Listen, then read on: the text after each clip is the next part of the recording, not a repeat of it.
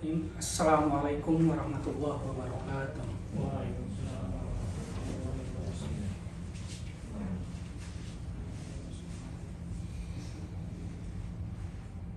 Allahu Akbar, Allahu Akbar, Allahu Akbar, Allahu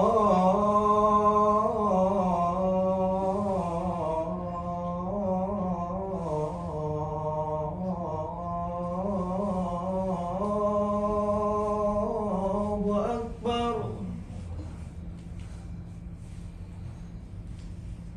Asyhadu an la ilaha illallah.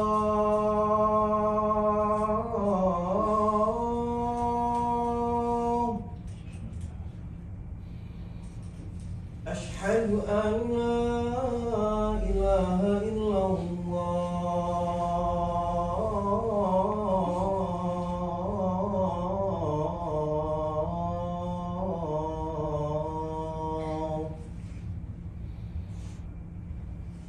Asyhadu anna Muhammadar Rasulullah.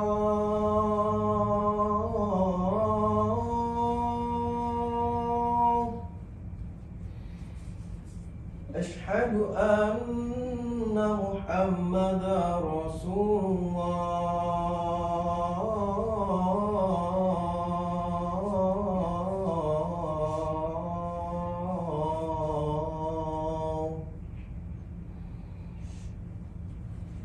Hayya 'alas shalah.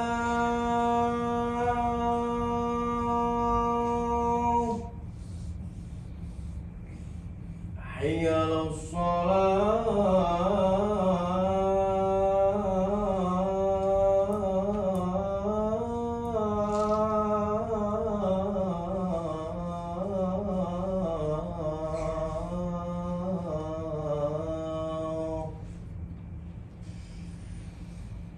Hayya 'alal falah.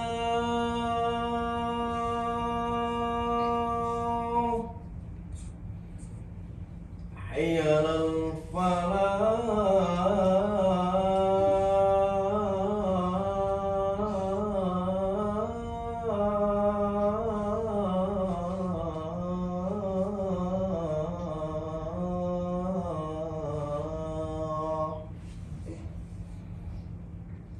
Allahu Akbar, Allahu Akbar. La ilaha illallah.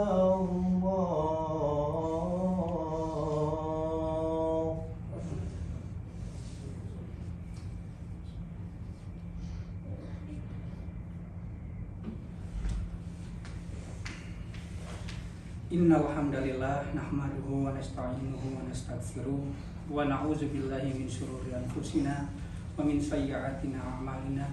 May yahdihillahu fala mudhillalah wa man yudhlil fala hadiyalah. Asyhadu an la ilaha illallah wahdahu la syarikalah wa asyhadu anna Muhammadan abduhu wa rasuluh. Allahumma sholli ala Muhammadin wa ala alihi wa ashabihi ajma'in. Inna Allaha wa malaikatahu yusholluna 'alan nabi ya ayyuhallazina amanu shollu 'alaihi wa sallimu taslima. Ya ayyuhallazina amanu taqullaha haqqa tuqatih wa la tamutunna illa wa antum muslimun. Sidang jamaah Jumat rahimakumullah, tidak lupa dan tidak henti-hentinya khotib senantiasa mengajak dan mengingatkan jamaah sekalian dan diri khotib sendiri untuk marilah kita bersama-sama meningkatkan ketakwaan kita kepada Allah Subhanahu wa taala. Karena takwa merupakan bekal yang amat sangat penting yang perlu kita siapkan, yang perlu kita lakukan untuk dapat ridho dari Allah Subhanahu wa taala. Bahkan di dalam salah satu ayat Al-Qur'an, di Quran surat Al-Baqarah ayat 103 dikatakan, A'udzubillahi minasyaitonirrajim. Bismillahirrahmanirrahim. Walau annahum amanu wattaqau lamasubatun min indillahi khairu law kanu ya'lamun. Yang artinya, dan jika mereka beriman dan bertakwa, pahala dari Allah pasti lebih baik sekiranya mereka tahu. Maka dari salah satu firman Allah dalam Al-Quran, kita bisa mengetahui bahwa ganjaran untuk orang-orang yang bertakwa tidak lain adalah pahala yang amat sangat baik di sisi Allah Subhanahu wa taala.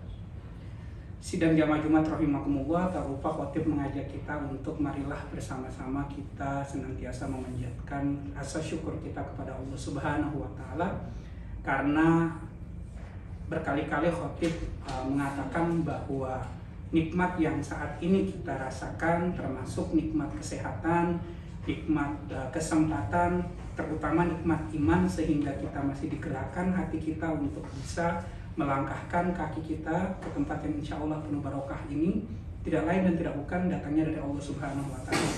Berapa banyak orang yang di luar sana mungkin tidak bisa seperti kita, hatinya tertutup karena tidak ada cahaya dari Allah Subhanahu wa taala, sehingga mereka terbuai dengan angan-angan dunia, kenikmatan dunia, yang akhirnya mereka tidak tergerak hatinya untuk melaksanakan perintah Allah sebagaimana yang kita lakukan pada kesempatan Jumat kali ini.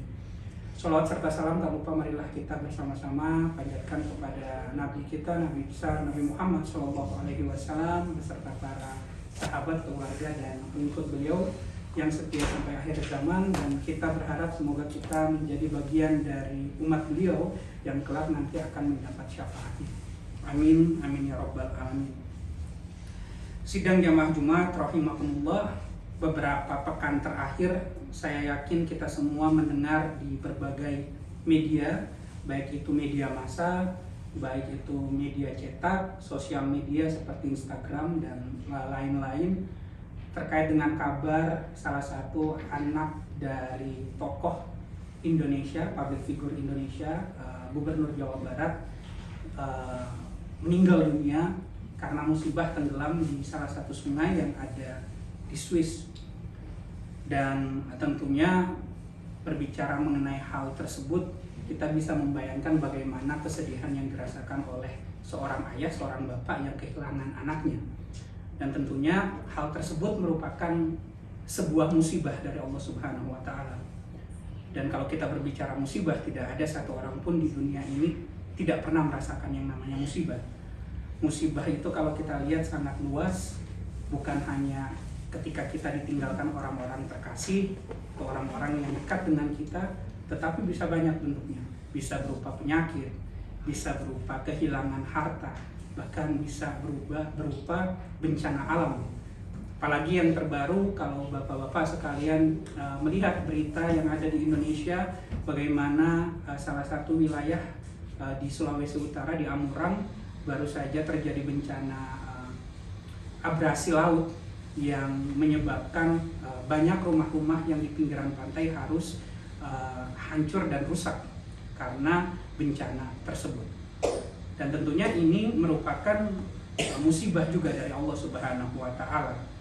Bahkan apabila kalau kita berbicara mengenai musibah, Allah Subhanahu wa taala sendiri tentunya sudah berkata bahwa yang namanya musibah itu adalah sesuatu yang niscaya akan terjadi kepada setiap umat manusia yang ada di bumi ini.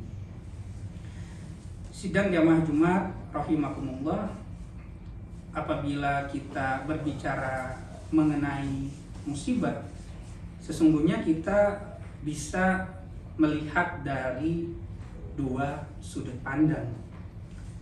Sudut pandang yang pertama adalah kita melihat musibah sebagai bentuk atau bagian dari cobaan dari Allah Subhanahu wa taala yang ditujukan kepada kita sebagai hamba-hambanya. Dan sudut pandang yang kedua, bisa jadi musibah merupakan bentuk balasan dari Allah Subhanahu wa taala terhadap segala macam perilaku kita, kemaksiatan-kemaksiatan yang pernah kita lakukan, dosa-dosa yang pernah kita lakukan kepada Allah Subhanahu wa taala. Berbicara mengenai musibah dari sudut pandang yang pertama, yaitu sudut pandang di mana musibah ini dipandang sebagai sebuah cobaan dari Allah Subhanahu wa taala. Ujian dan cobaan hidup adalah sunatullah. Manusia hidup itu ada masanya dan akan mengalami berbagai macam kesusahan dan penderitaan hidup. Bahkan sekelas Rasulullah Shallallahu Alaihi Wasallam pun yang katanya kekasih Allah tidak pernah gitu hidupnya selalu berjalan mulus. Ada saja pasti bentuk cobaan yang pernah dialami oleh Rasulullah Shallallahu Alaihi Wasallam. Bahwa kalau kita berbicara mengenai musibah terhadap manusia, bisa berupa sebuah ujian kepada Allah Subhanahu wa Ta'ala. Sidang jamaah Jumat rahimahullah, namun satu hal yang perlu kita garis bawahi, satu hal yang perlu kita harus ketahui, bahwa Allah sendiri berjanji bahwa musibah yang tertimpa kepada kita, setiap manusia pasti tidak akan pernah melebihi dari batas kemampuan hamba-hambanya. Bahkan dalam salah satu ayat di dalam Al-Quran, di Quran surat Al-Baqarah ayat 286 dikatakan, A'udzubillahi minasyaitonirrajim, Bismillahirrahmanirrahim, La yukallifullahu nafsan illa wus'aha, laha ma kasabat wa 'alaiha ma kasabat. Yang artinya Allah tidak membebani seseorang melainkan sesuai dengan kesanggupannya. Dia mendapat pahala dari kebajikan yang dikerjakannya, dan dia mendapat siksa dari kejahatan yang diperbuatnya.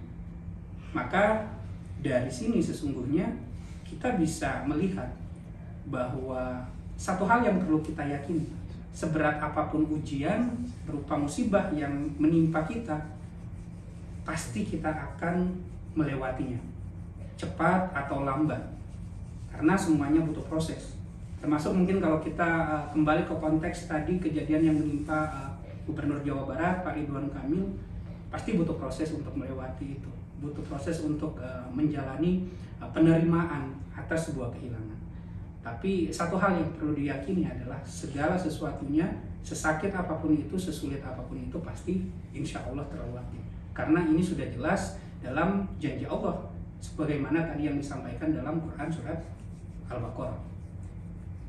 Sidang jamaah Jumat rahimahumullah, dalam sudut pandang yang kedua, ketika kita berbicara mengenai musibah tadi sempat disampaikan, boleh jadi musibah bukan merupakan sebuah cobaan, tetapi sebuah balasan.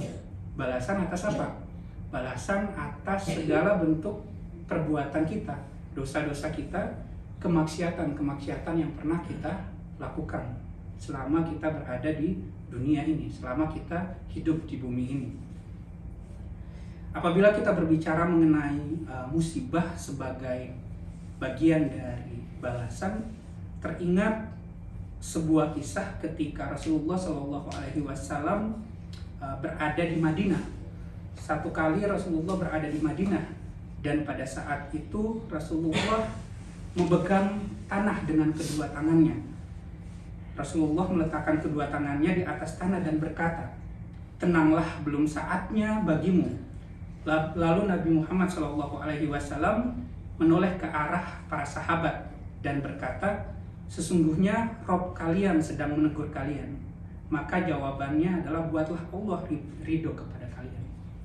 Maka dalam hal ini, waktu itu terjadi gempa bumi di tanah Madinah. Dan seketika itu Rasulullah tahu bahwa gempa bumi itu terjadi tidak karena hal lain kecuali akibat dari perbuatan maksiat yang dilakukan oleh masyarakat Madinah saat itu. Maka dari itu waktu itu dikatakan Rasulullah menoleh kepada sahabat dan memerintahkan sahabat untuk menjauhi perbuatan-perbuatan yang tidak baik, menjauhi perbuatan-perbuatan maksiat.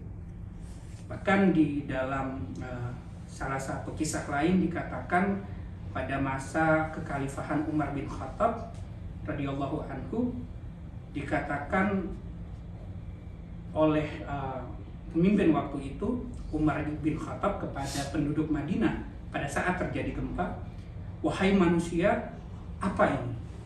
Apa yang kalian kerjakan? Maksiat apa yang kalian lakukan kepada Allah Subhanahu wa Ta'ala? Andai kata gempa ini kembali terjadi, aku tak akan bersama kalian lagi. Pada saat itu Umar bin Khattab sebagai pemimpin Madinah berkata kepada masyarakatnya, karena beliau tahu bahwa gempa yang terjadi, bencana yang terjadi itu merupakan bagian dari balasan dari Allah Subhanahu wa Ta'ala atas maksiat yang dilakukan oleh penduduk-penduduk Madinah saat itu. Makanya pada selanjutnya Umar bin Khattab kemudian berkata kepada masyarakat, apabila sampai terjadi gempa lagi, maka Umar bin Khattab pun akan meninggalkan masyarakat itu ketika sudah diingatkan untuk berhenti melakukan maksiat. Sidang jamaah Jumat rahimakumullah, apa yang terjadi tadi, musibah yang terjadi tadi, ketika kita berbicara konteks musibah sebagai bentuk balasan dari Allah Subhanahu wa Ta'ala atas maksiat yang dilakukan, sesungguhnya juga sudah diterangkan oleh Allah dalam salah satu Quran di surat Asy-Syura ayat 30, di mana dikatakan, dan apa saja musibah yang menimpa kamu maka adalah disebabkan oleh perbuatan tanganmu sendiri, dan Allah memaafkan sebagian besar dari kesalahan-kesalahanmu. Maka ketika kita sadar tentang hal itu, sebagaimana tadi yang diperintahkan oleh Rasulullah, bahwa marilah kita bersama-sama untuk senantiasa meminta maaf kepada Allah, segera bertobat ketika kita tahu bahwa ada bencana alam yang menimpa kita, atau ada musibah yang menimpa kita, karena mungkin kita tidak sadar atau kita tidak tahu apakah musibah ini cobaan atau merupakan balasan dari perbuatan-perbuatan kita yang pernah kita lakukan, kemaksiatan-kemaksiatan kita yang pernah kita lakukan. Sidang jamaah Jumat rahimakumullah, terlepas dari musibah tadi, baik itu merupakan bencana, merupakan bentuk balasan dari Allah ataupun cobaan dari Allah, satu yang harus kita lakukan ketika kita menghadapi musibah yaitu muhasabah. Apa itu muhasabah? Muhasabah secara sederhana dapat kita artikan sebagai bentuk evaluasi diri kita terhadap segala bentuk perilaku kita selama hidup di dunia ini. Bisa kita mengingat-ingat, kira-kira saya sudah lebih banyak berbuat baik atau lebih banyak berbuat jahat, seperti itu. Maka perlu kita untuk senantiasa introspeksi diri terhadap segala sesuatu yang pernah kita lakukan. Dan dikatakan dalam salah satu hadis riwayat yang diriwayatkan oleh Imam Tirmizi, orang yang pandai adalah yang menghisab, mengevaluasi dirinya sendiri serta beramal untuk kehidupan sesudah kematian. Sedangkan orang yang lemah adalah yang dirinya mengikuti hawa nafsu serta berangan-angan terhadap Allah Subhanahu wa Ta'ala. Maka di sini jelas dikatakan, sesungguhnya kalau kita senantiasa bermuhasabah, maka kita termasuk dalam golongan orang-orang yang pandai. Sidang jamaah Jumat rahimakumullah, sesungguhnya ketika kita berbicara muhasabah ada 3 hal yang penting untuk kita perhatikan. Yang pertama yaitu aspek usia pekerjaan dan juga rezeki.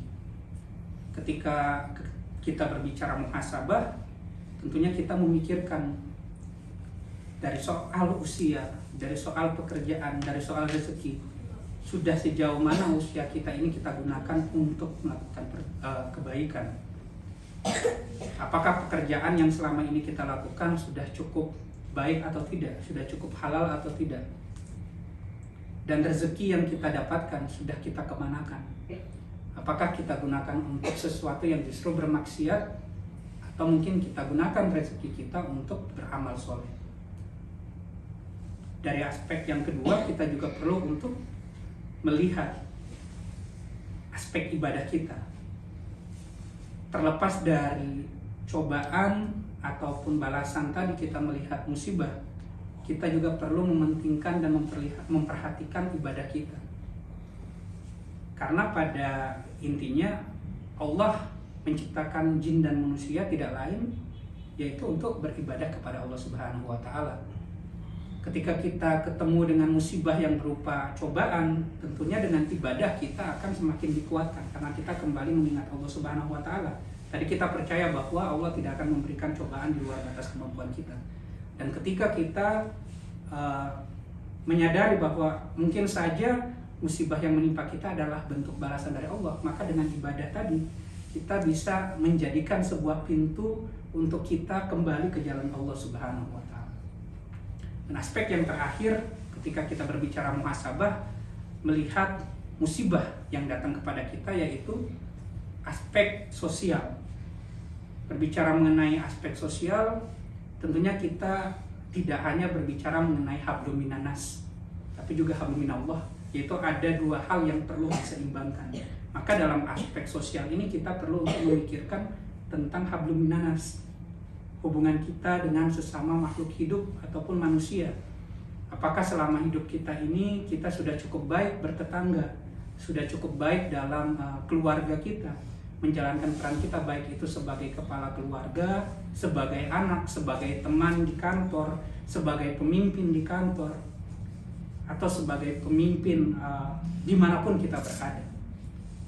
Jangan sampai kita dianggap zolim dalam menjalankan hubungan kita kepada sesama manusia. Maka dengan kita bermuhasabah kembali ke tiga aspek itu, maka insya Allah kita senantiasa bisa mengevaluasi diri. Tujuannya untuk apa? Tujuannya untuk menjadikan diri kita versi yang lebih baik dari yang sebelumnya. Maka dari itu, marilah kita bersama-sama berdoa, semoga kita senantiasa diberikan cahaya oleh Allah, diberikan hidayah oleh Allah, terutama rahmat, sehingga kita menjadi hamba-hamba Allah yang senantiasa bermuhasabah, terutama ketika kita menghadapi musibah, sehingga kita tidak terjerumus kepada hal-hal yang tidak baik atau kemaksiatan.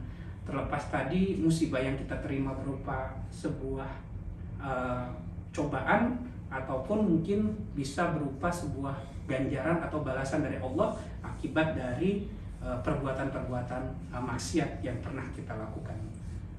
Barakallahu li wa lakum fil Qur'anil azim wa nafa'ani wa iyyakum bima fihi minal ayati wa dzikril hakim wa taqabbalallahu minna wa minkum tilawatahu innahu huwas samiul alim. Aqulu qouli hadza wa astaghfirullah innahu huwal ghafurur rahim.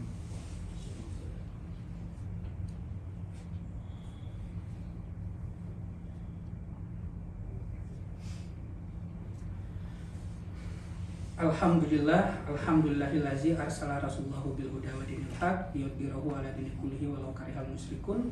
Asyhadu an la ilaha illallah wa asyhadu anna Muhammadan abduhu wa rasuluh. Allahumma sholli ala Muhammadin wa ala alihi wa sahbihi ajma'in. Ya ayyuhallazina amanu taqullaha haqqa tuqatih wa la tamutunna illa wa antum muslimun.